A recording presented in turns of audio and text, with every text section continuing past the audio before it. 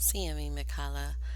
I just wanted to go over some interesting things that I found when I Googled NZambi. I actually typed in to the Google page NZambi in the Bible, and I came across some very interesting links. This is one of them. Um, the link that I came across is actually from the library of Harvard University.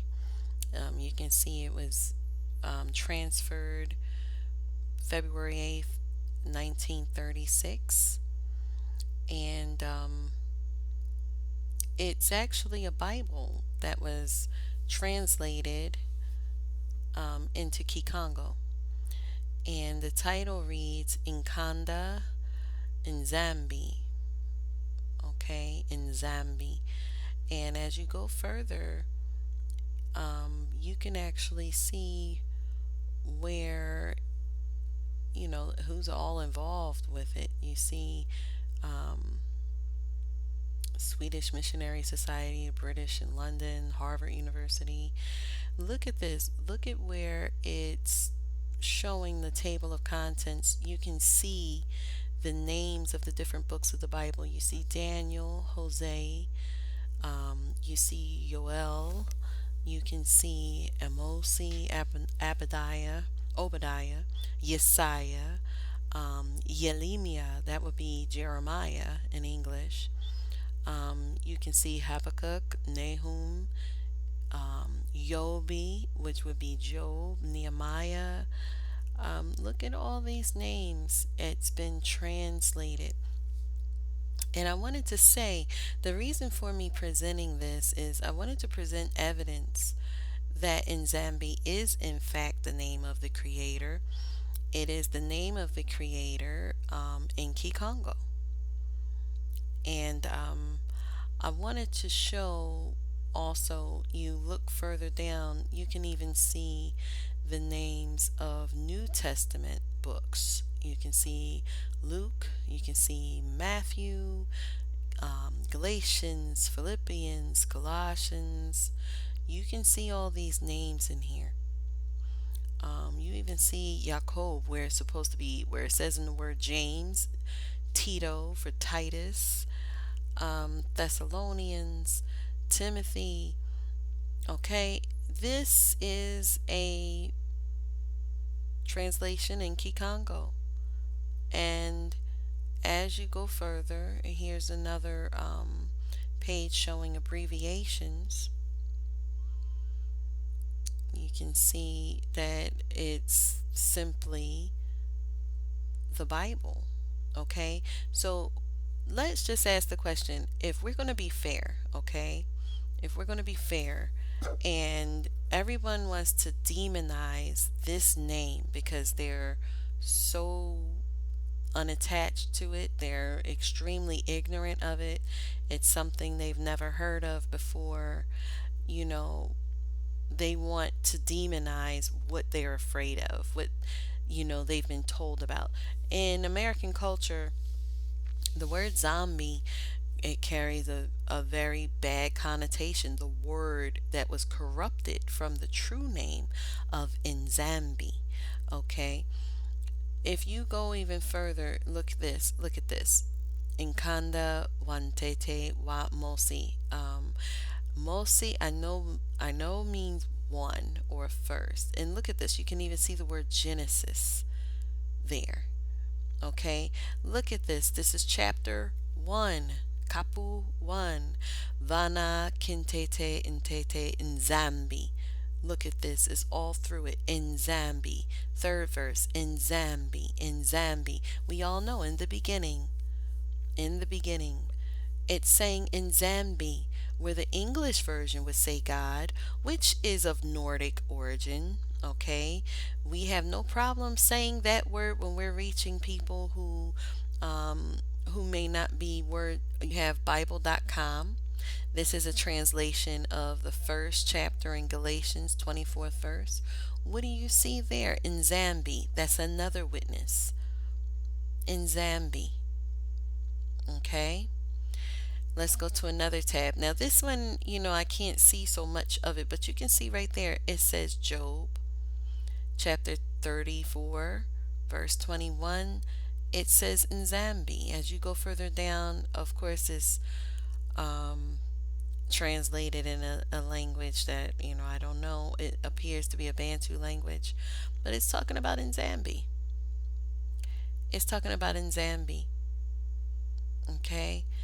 And so, why are we so narrow minded to think that in our native tongue there was only one name?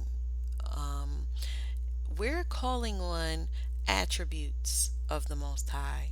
We don't know his name. Here's a letter from King Leopold. Okay, so since we want to go to our oppressors' resources to verify things, look at this 1883. King Leopold of Belgium to the colonial missionaries. What does he say? He tells them your principal objective in our mission in the Congo is never to teach the niggers to know God. This they know already. They speak and submit. Look, this they know already.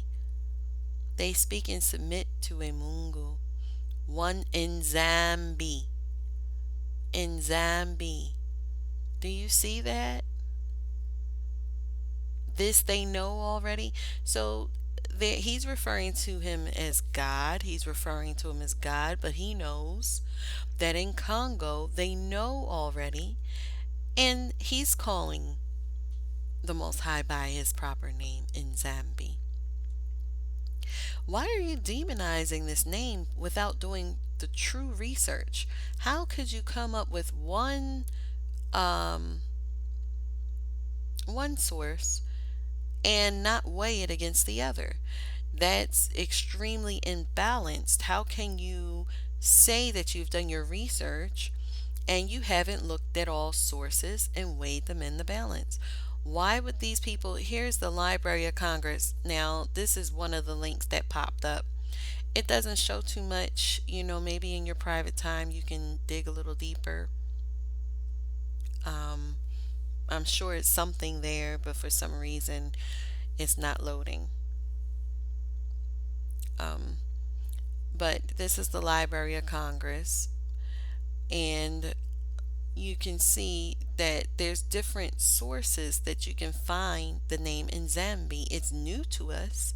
We can admit that, but it doesn't make it invalid. Okay, so here's some of the other links. If you see at the top, I typed in Zambi in the Bible,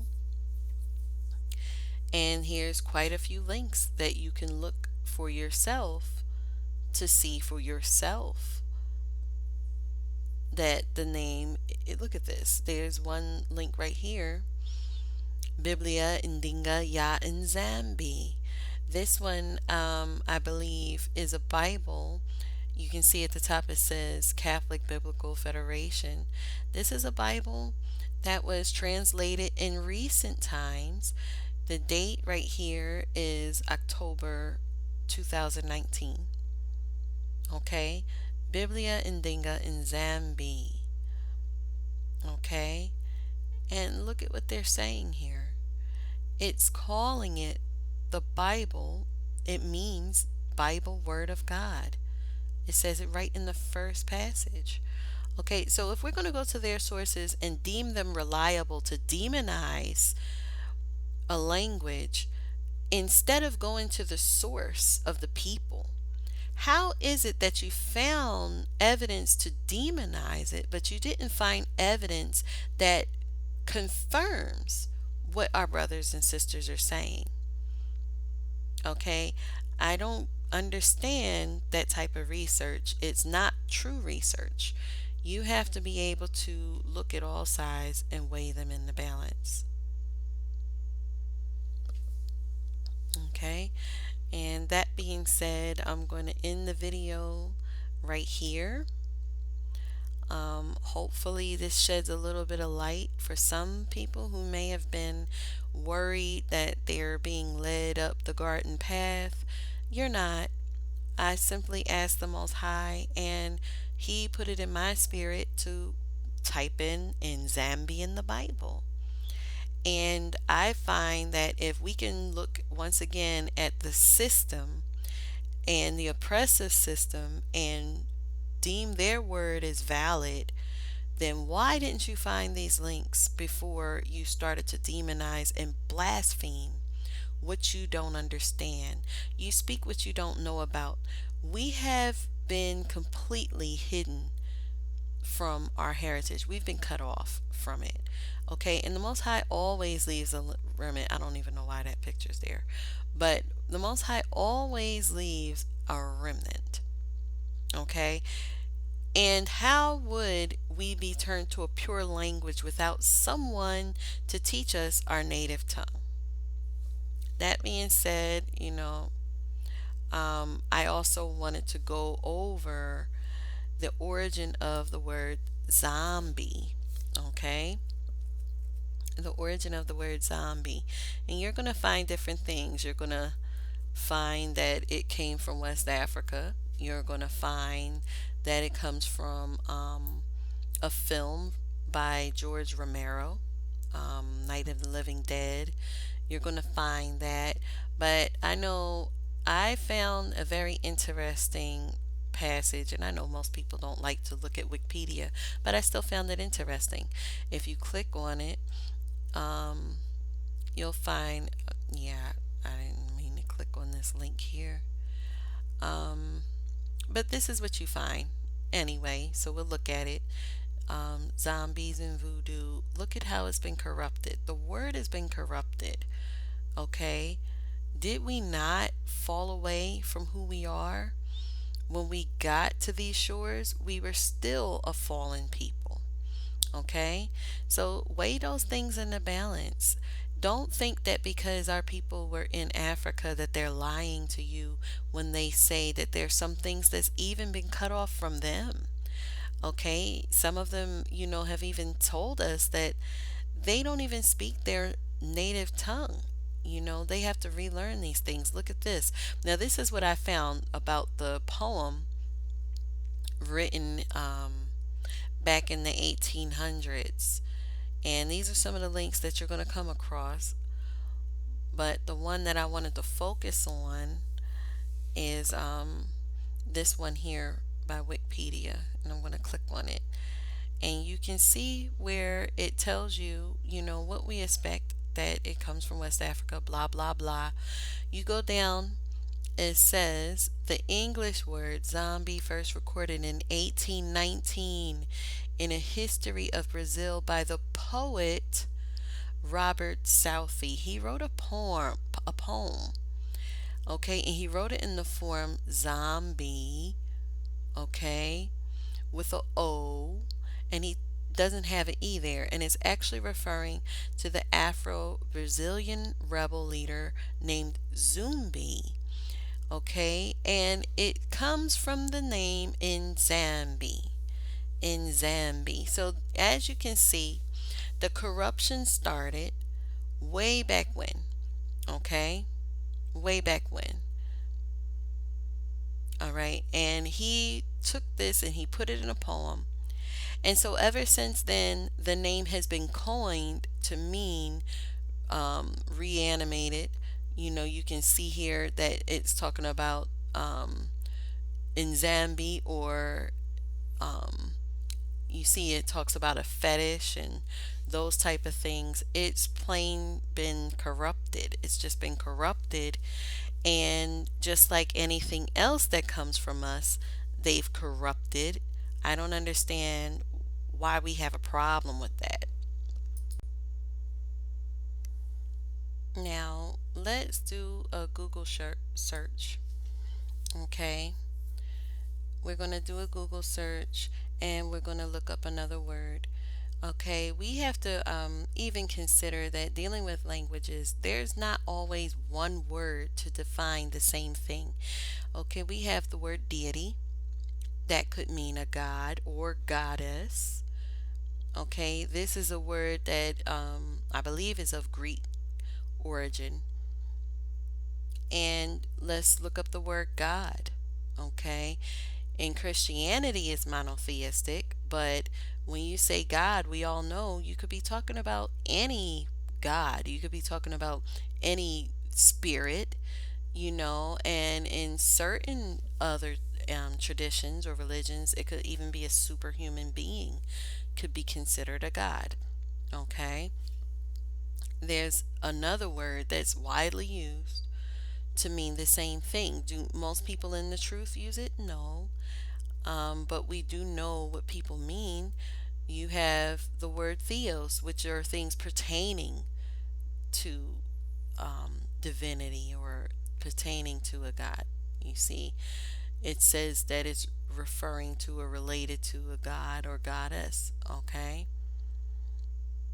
There's other ways of saying the same thing, even in English, even though all these words really are borrowed from different languages, mostly Greek or Latin. Okay.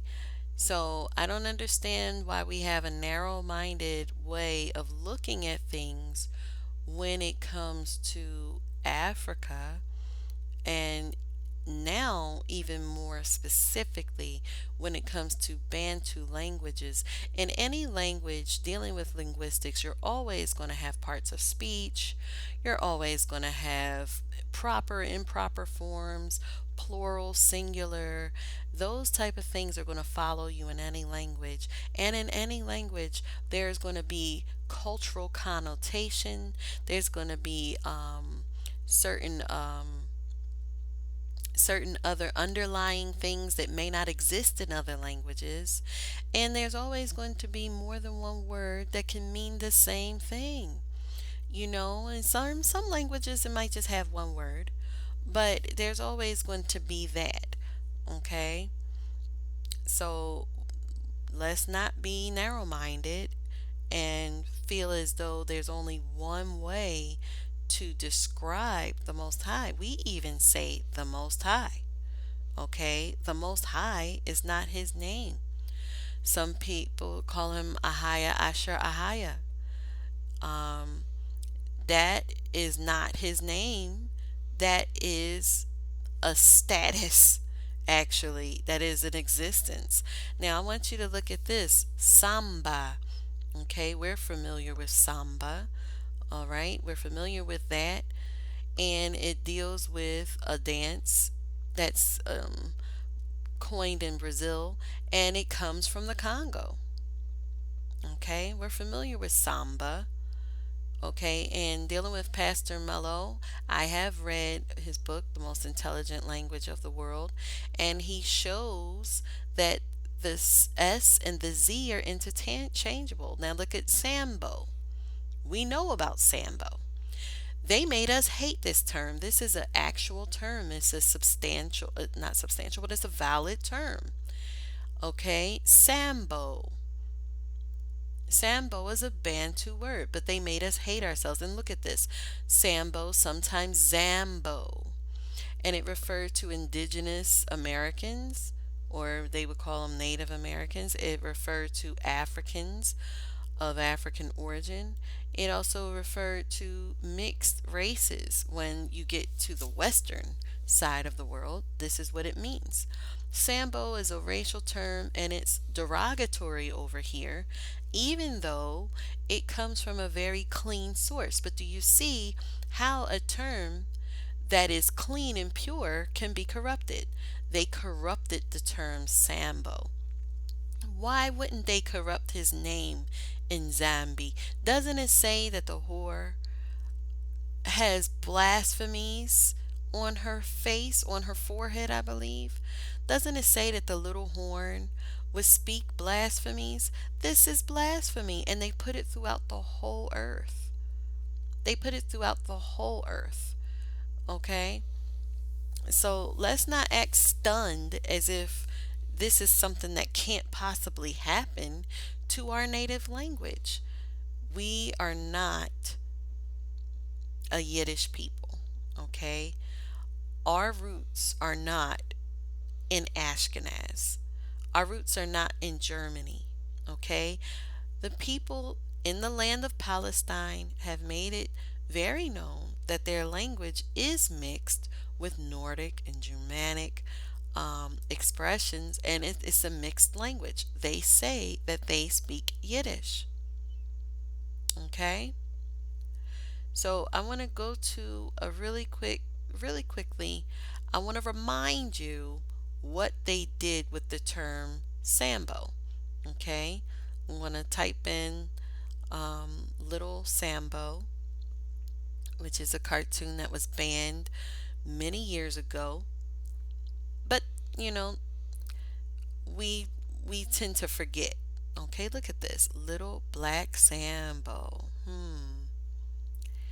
Little Black Sambo. So we already saw that it was referring to people of African ancestry, African origin, indigenous peoples who some of them were African looking in face and in complexion. And look at this. This is the way they portray our women. Look at this. She's trying to wash the black off his skin. This is what they used to laugh about us. They would make fun of us and act as if they were trying to clean the black off of us. Okay? This is supposed to be funny. They made us hate ourselves, and they're doing it again. And they've taken the name of the Most High Creator and they've turned it into something corruptible. Okay? So this is where I stand. NZambi is indeed the name of the Creator.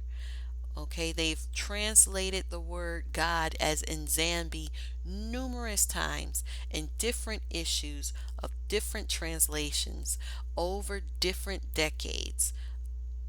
So, why is it not valid in your research? When you look up the word NZambi, why do you rest on zombie? Because of fear. And Yah has not given us the spirit of fear. He's given us the power of a sound mind. Okay? So discern. Make the choices that are correct, not choices out of fear. With that, I'm going to say in Sambu to those who are listening, um, CMA, and I hope this reaches you. I hope it helps. All right. Salama.